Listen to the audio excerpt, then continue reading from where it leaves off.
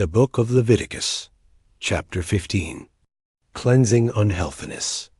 The Lord spoke to Moses and Aaron, saying, Speak to the children of Israel, and say to them, When any man has a bodily discharge, his discharge is unclean. This shall be the law concerning his uncleanness in his discharge, whether his body allows its discharge to flow, or obstructs its flow.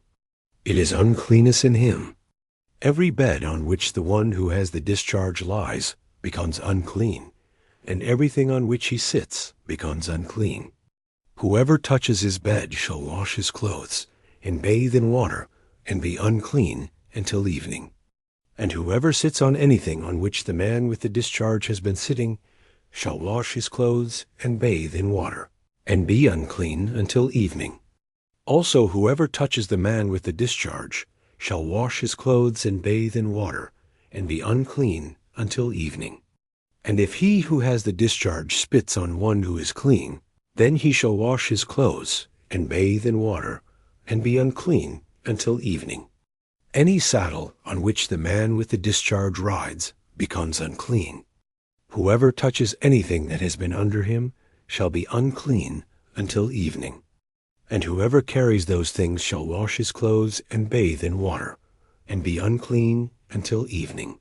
Whomever the one with the discharge touches without rinsing his hands in water shall wash his clothes and bathe in water, and be unclean until evening. An earthenware container that the one with the discharge touches shall be broken, and every wooden container shall be rinsed in water. When the man with the discharge becomes cleansed from his discharge, he shall count off 7 days for his purification. He shall then wash his clothes, and bathe his body in running water, and will become clean. On the 8th day he shall take 2 turtle doves, or 2 young pigeons, and come before the Lord to the doorway of the tent of meeting, and give them to the priest. And the priest shall offer them, one as a sin offering, and the other as a burnt offering. So the priest shall make atonement for the man before the Lord, because of his discharge.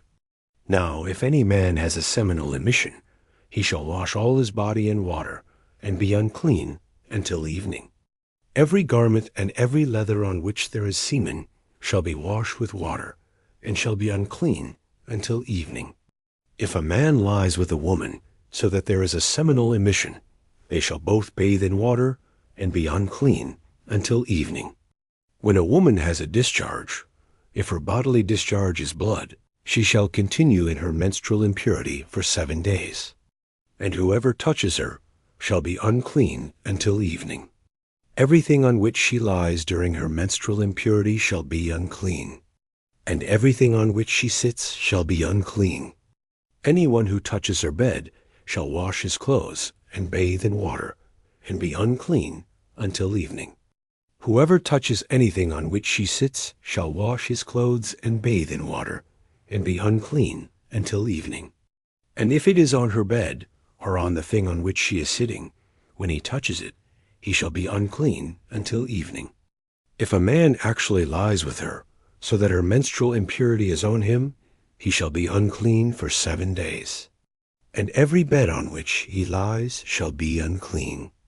Now, if a woman has a flow of blood for many days, not during the time of her menstruation, or if she has a discharge beyond that period, as long as the impure discharge continues, she shall be as she is in the days of her normal menstrual impurity.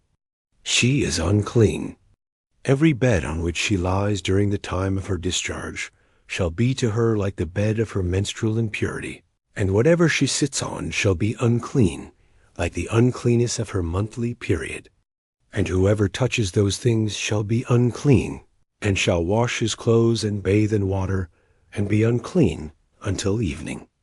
When she is cleansed from her discharge, then she shall count off for herself 7 days, and after that she will be clean. Then on the 8th day she shall take for herself 2 turtle doves, or 2 young pigeons, and bring them to the priest at the doorway of the tent of meeting. And the priest shall offer one as a sin offering, and the other as a burnt offering. And he shall make atonement for her before the Lord for her unclean discharge. Thus you shall separate the Israelites from their uncleanness, so that they do not die in their uncleanness by their defiling my tabernacle that is among them. This is the law for the one who has a discharge, and for the one who has a seminal emission, so that he is unclean by it, and for the woman who is ill because of her monthly period, and for the one who has a discharge, whether man or woman, or for a man who lies with a woman who is ceremonially unclean.